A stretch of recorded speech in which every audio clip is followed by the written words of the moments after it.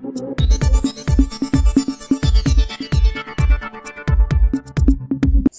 ખતરનાક ખાડાઓ, સોમા કંપની, રાજકારણીઓ અને તંત્રની ગઠજોડથી જનજીવન જોખમમાં. સોનગઢ નગર અને તાલુકાના રસ્તાઓ પર સોમા કંપની દ્વારા છોડી દેવામાં આવેલી બેદરકારી હવે જાનલેણ સાબિત થઈ રહી છે.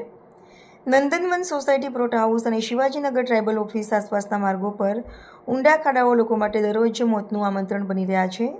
તાજેતરના અકસ્માતોમાં એક વ્યક્તિનો હાથ કપાઈ જવાનો બનાવ સામે આવ્યો છે, જ્યારે બીજો વ્યક્તિ હાલ સુરતની હોસ્પિટલમાં જીવ માટે સંઘર્ષ કરી રહ્યો છે.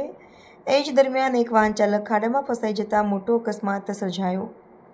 સ્થાનિકોનો આક્ષેપ છે કે સોમા કંપનીની બેદરકારી સાથે રાજકારણીઓ અને તંત્રના અધિકારીઓની ગઠબંધન આ હાલત માટે જવાબદાર છે. નગરપાલિકા, તાલુકા પંચાયત, ધારાસભ્ય અને સાંસદ તમામ દરરોજ આ રસ્તાઓ પરથી પસાર થાય છે, છતાં કોઈ એક પણ લોકોના હિતમાં સખત પગલાં ભર્યા નથી. રહેવાસીઓનો રોષ ઉકળતો જોવા મળી રહ્યો છે. તેમનું કહેવું છે કે રાજકારણીઓ અને તંત્ર માત્ર પોતાના સ્વાર્થ માટે મૌન છે, જ્યારે સામાન્ય લોકોના જીવ સાથે રમત ચાલી રહી છે.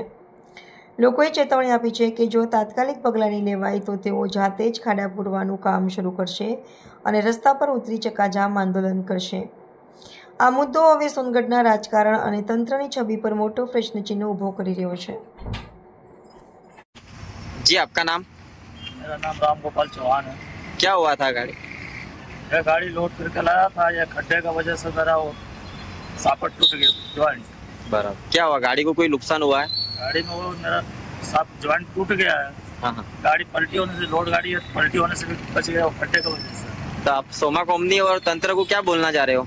बोलना है क्या है, ये जल्दी से जल्द ये अपना खड्डा को पूरा दे, बस यही